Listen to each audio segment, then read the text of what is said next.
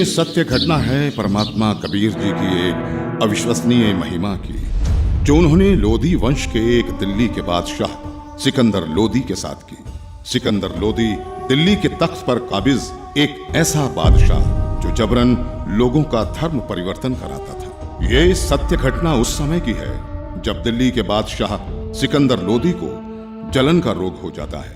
बादशाह का शरीर जला हुआ दिखाई नहीं दे रहा था, लेकिन पीड़ा इतनी थी कि जैसे शरीर को अग्नि से जला दिया गया हो। इसके लिए पूरे भारतवर्ष के हिंदू और मुस्लिम धर्म के सभी पंडित, काजी, वैद्य, हकीम भी उपचार कर करके थक चुके थे। परमात्मा के विधान में है, जब मनुष्य के पाप कर्म अधिक हो जाते हैं तो कोई भी दवा काम नहीं करती। कुछ ऐसा ही बादशाह के साथ भी हो रहा था। शानदार। अल्लाह के फजल से ये दवा जरूर हमारे जलन के रोग को ठीक कर देगी, इंशाअल्लाह। राजा सिकंदर लोधी ने सभी प्रकार की औषधि सेवन की, बड़े बड़े वैद्य बुला लिए गए, लेकिन बादशाह पर कोई भी औषधि काम नहीं कर रही थी। यहां तक कि सिकंदर लोधी ने उन्हें ठीक करने के बदले मुंह बोला इनाम भी रख दिया था, लेकिन सर्व उपाय निष्फल ही रहे। बादशाह सलामत, अब आपकी तबीयत कैसी है? पीर जी, हमें जरा भी आराम नहीं हुआ। बाहर से नहीं दिखता, लेकिन पीड़ा इतनी अधिक होती है कि जैसे किसी ने हमारे शरीर को जला दिया हो। बादशाह सलामत, हम सभी ने आपको वो हर दवा दी है जो ऐसे रोग में दी जा सकती है। बादशाह सलामत, लगता है ये कोई लाइलाज बीमारी है जिसका ठीक होना नामुमकिन है।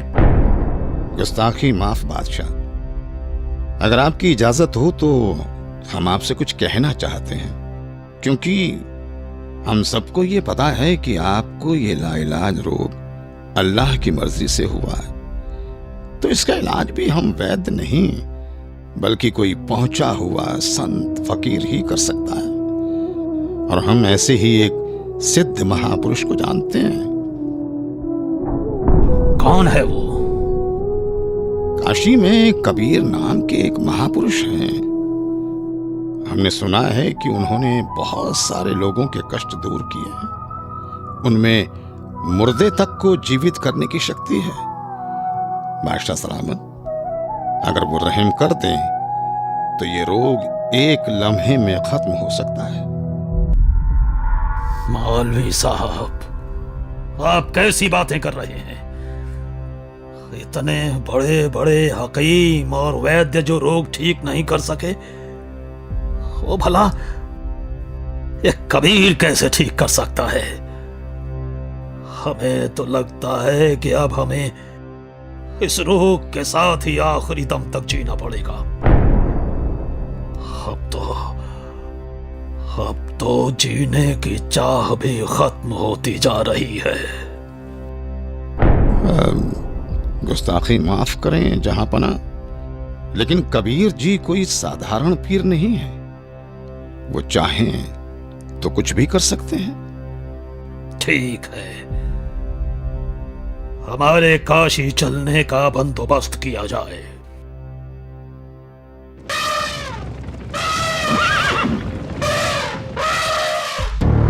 काशी नरेश महाराज वीर देव सिंह बघेल की जय हो। कहो दूत, क्या संदेश लाए हो? काशी नरेश, बादशाह सिकंदर लोधी इस समय अपने जलन के रोग के कारण बहुत परेशान हैं। उन्हें बताया गया है कि यहाँ कबीर नाम के एक महापुरुष हैं जो बादशाह के जलन के रोग को ठीक कर सकते हैं। इसीलिए बादशाह जल्दी ही काशी पधारने वाले हैं। ठीक है, संदेश भिजवा दीजिए। हमें बादशाह के आने का इंतजार रहेगा। महामंत्री जी, बादशाह के स्वागत की तैयारी की जाए। जी महाराज।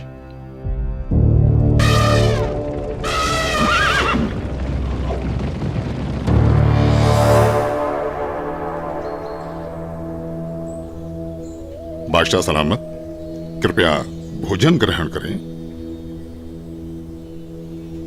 वीरदेव, मैं तुम्हारी खातिरदारी से बहुत प्रसन्न हूं, लेकिन मैं कुछ भी खा नहीं सकता। मैं अपने जलन के रोग से बहुत ज्यादा परेशान हूं। इस समय पूरे जहां में हमसे ज्यादा दुखी कोई नहीं। मुझे मालूम हुआ है कि यहाँ काशी में कबीर नाम के कोई संत हैं। आप उनके बारे में जरूर जानते होंगे, इसलिए मेरी ख्वाहिश है कि आप हमें कबीर जी से मिलवाओ।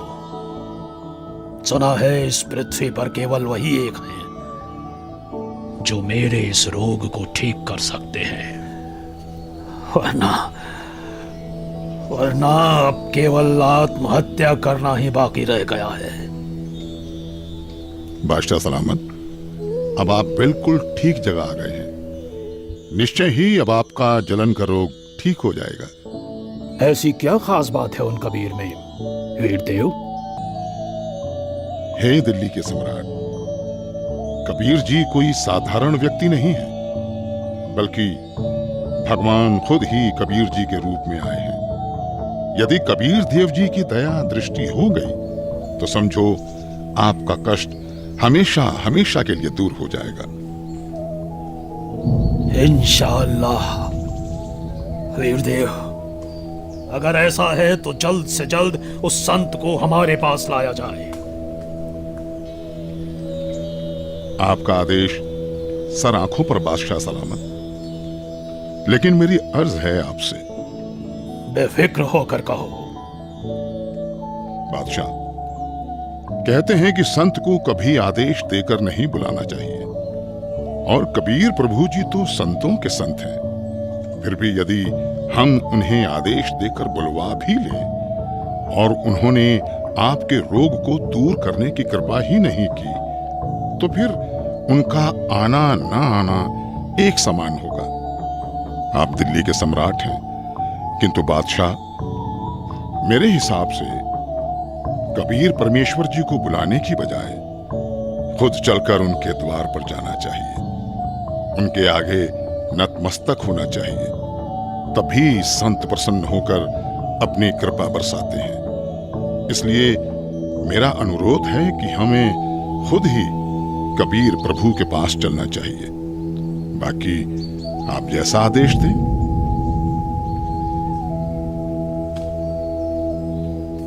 ठीक है, मुझे अभी कबीर जी के घर ले चलो। मैं अभी के अभी कबीर जी से मिलना चाहूंगा। बादशाह सलामत, कबीर प्रभु जी रोज शाम को अपने गुरु रामानंद जी के पास जाते हैं, जहां वो सभी भक्तों के साथ मिलकर आरती किया करते हैं। अभी हमें श्री रामानंद जी के आश्रम ही चलना होगा। इंशाअल्लाह। हे परवरदिगार, लाज रखना। आपके दर्शनार्थ आश्रम की ओर निकल तो पड़े हैं, किंतु वहां तो स्वामी जी ने मुसलमानों का अंदर जाना वर्जित किया हुआ है। दया करना भगवान।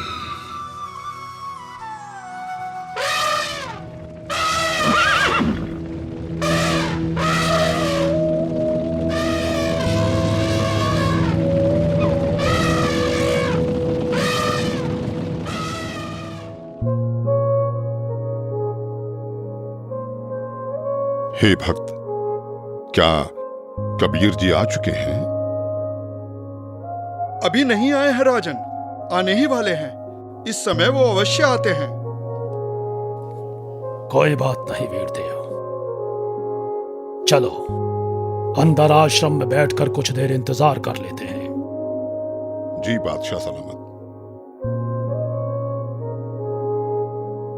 भगत जी, एक बार आप स्वामी रामानंद जी से आज्ञा लेकर आइए कि दिल्ली के बादशाह सिकंदर लोदी आए हैं, आपके दर्शन करना चाहते हैं और कबीर जी से मिलना चाहते हैं। कबीर जी आए तब तक यहां आश्रम में कुछ देर आपके पास बैठना चाहते हैं।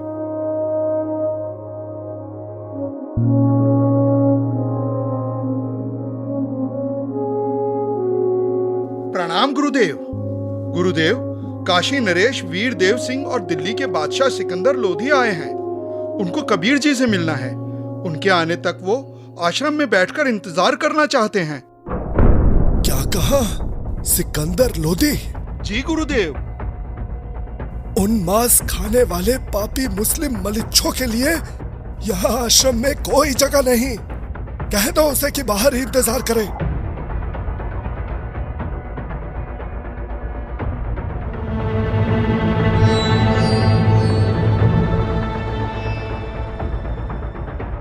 हे राजन, स्वामी जी ने बादशाह को अंदर आने से मना कर दिया है। मुसलमानों का आश्रम में प्रवेश निषेध है। हम मलेच्छ हैं तो कौड़ी का ऋषि अगर हमें ऐसा कह सकता है, दिल्ली के बादशाह को ऐसा कह सकता है, तो आम मुसलमानों को तो न जाने क्या क्या कहता होगा। माफ करें, पर आप अंदर नहीं जा सकते। बादशाह शांत हो जाइए, रुक जाइए। हटो यहां से।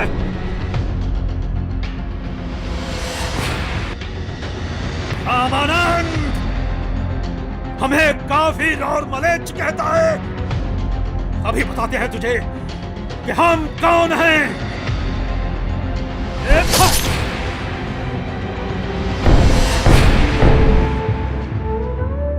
हे कबीर प्रभु, ये क्या किया आपने? अनर्थ हो गया बादशाह सलामत, अनर्थ हो गया।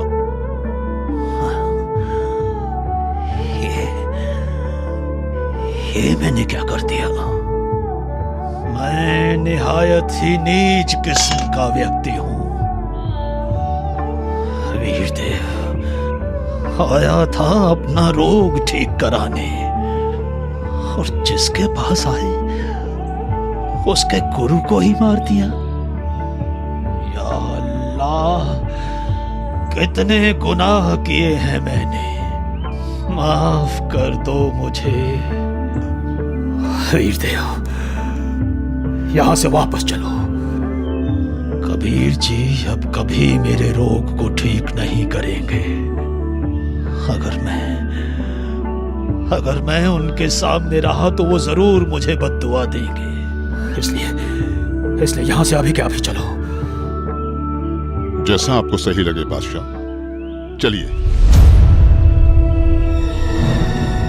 कबीर प्रभु जी सामने है बादशाह सलामत। दो राजा एक साथ? काशी नरेश और दिल्ली के बादशाह का इस गरीब के पास कैसे आना हुआ? कहो, कैसे आगमन हुआ?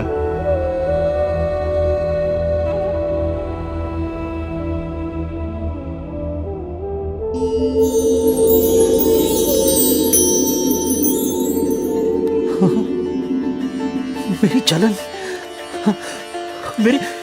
मेरी जलन तो ठीक हो गई।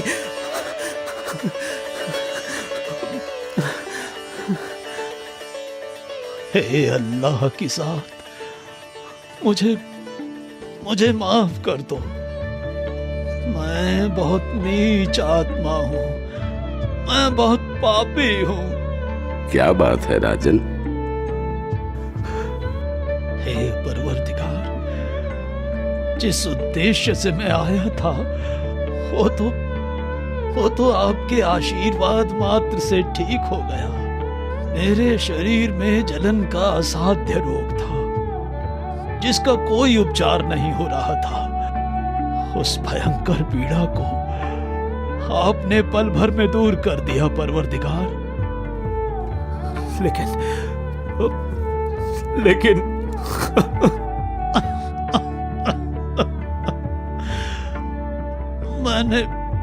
मैंने एक जुल्म कर दिया।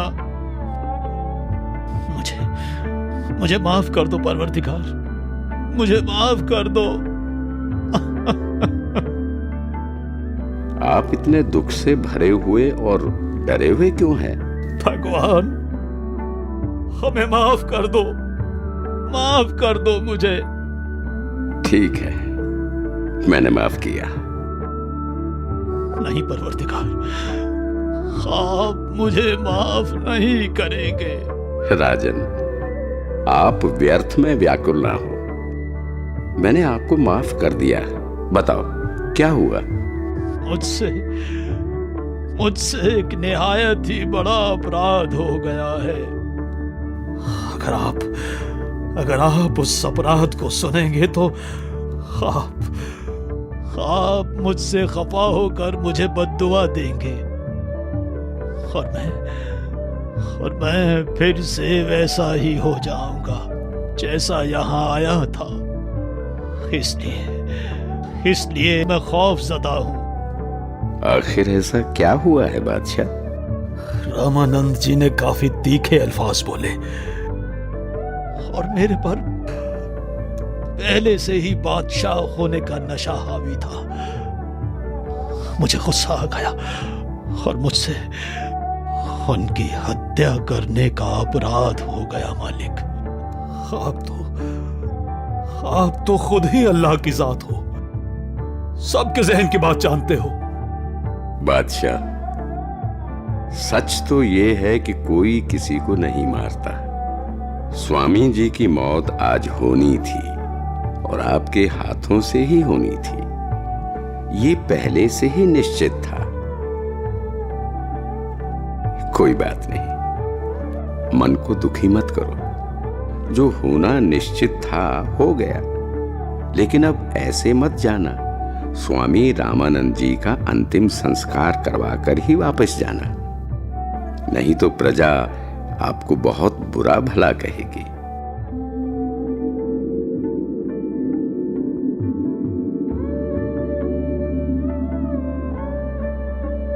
वीरदेव, आज मुझे अल्लाह मिल गए, ऐसे महापुरुष जिनके आशीर्वाद देते ही मैं स्वस्थ हो गया।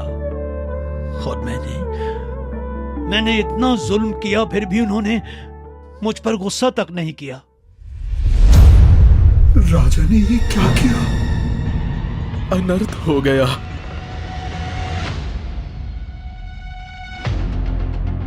कबीर जी आ गए, कबीर जी आ गए, कबीर जी आ गए, कबीर जी आ गए।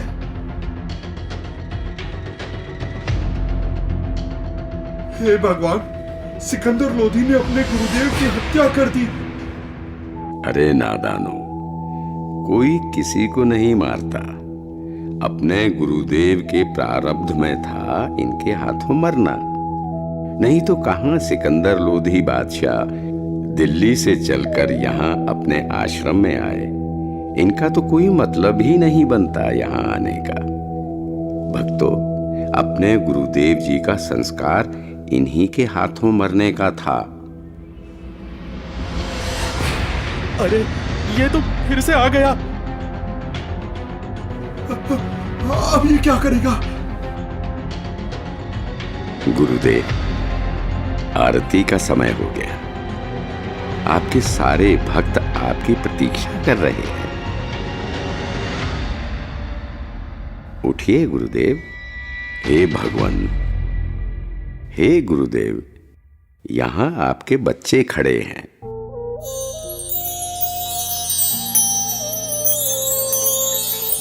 भगवान, बंदी छोड़ कबीर साहेब की जय हो। बंदी छोड़ कबीर साहेब की जय हो। हे कबीर देव जी, ये मेरे शरीर के आधे हिस्से से खून और आधे हिस्से से दूध कैसे निकला? क्या राज है इसके पीछे? गुरुदेव, आप तो परम ज्ञानी हो, आपको तो सब पता है। आप तो बस मुझे महिमा देना चाहते हैं, इसलिए आप मुझसे ये प्रश्न कर रहे हैं। गुरुदेव, आपने अपने इस दास कबीर को गुरु मंत्र देकर हिंदुओं से तो छुआछूत की बुराई को दूर कर दिया, लेकिन मुसलमानों से आप अभी भी नफरत करते हैं। गुरुदेव, कोई भी जाति, धर्म, मजहब बुरा नहीं होता। लोग बुरे हो सकते हैं, हम उन्हें सही रास्ते पर ले जाने ही आए हैं। हम उनकी बुराई को दूर करेंगे, ना कि उन्हें खुद से दूर करेंगे। आप अभी तक मुसलमानों से नफरत करते हो, आप मुक्ति प्राप्त नहीं कर सकोगे। मैंने तो अपना सारा जीवन ही मुक्ति पाने के मार्ग में लगा रखा है। अब मैं क्या करूं? हे भगवान, मुझ पर दया करो। राजन, मैं तो बहुत ही निकृष्ट इंसान हूं। पहले भी मैं ब्राह्मणों के अलावा किसी को अपने पास नहीं आने देता था, और अभी भी मेरे अंदर ये दोष था कि मैं मुसलमानों से नफरत करता था। लेकिन आज परमात्मा कबीर जी की कृपा से मेरे मन से ये मैल चला गया। दुनिया के लिए मेरे शिष्य बनकर लीला कर रहे हैं, किंतु सच तो यही है कि ये सर्व सृष्टि रचनहार है, और मैं भी इन्हीं की शरण में हूं। राजन, मैंने तुम्हें बहुत बुरा भला कहा, मुझे क्षमा करना। मुझे माफ करें गुरुदेव, मैं एक नीच इंसान हूं। मैंने भी बिना सोचे समझे आप जैसे महापुरुष की हत्या कर दी। वो तो मेरी खुशकिस्मती है कि आज मुझे परमात्मा कबीर देव जी के रूप में खुद अल्लाह ही मिल गए। मेरा भी न जाने कौन से जन्म का पुण्य फल उदय हुआ कि मुझ नीच को आप कबीर प्रभु मिल गए। मैंने तो अपने आप को मनुष्यों में सर्वश्रेष्ठ मान लिया था, लेकिन आपकी लीला से मुझे पता चला कि मैं तो कितना निकृष्ट था। आपने ये लीला मुझे सतमार्ग पर लाने के लिए ही की है। मैं तो धन्य हो गया। बंदी छोड़ कबीर साहेब की जय हो। बंदी छोड़ कबीर साहेब की जय हो। बंदी छोड़ कबीर साहेब की जय हो। इस तरह परमात्मा कबीर देव जी ने न केवल सिकंदर लोदी बल्कि गुरु रामानंद जी को सतमार्ग दिखाया और उन्हें मुक्ति की तरफ ले गए। ये अनमोल ज्ञान जगत गुरु तत्वदर्शी संत रामपाल जी महाराज के सत्संगों का अंश मात्र है। संपूर्ण आध्यात्मिक ज्ञान के लिए सुनिए संत रामपाल जी महाराज के मंगल प्रवचन।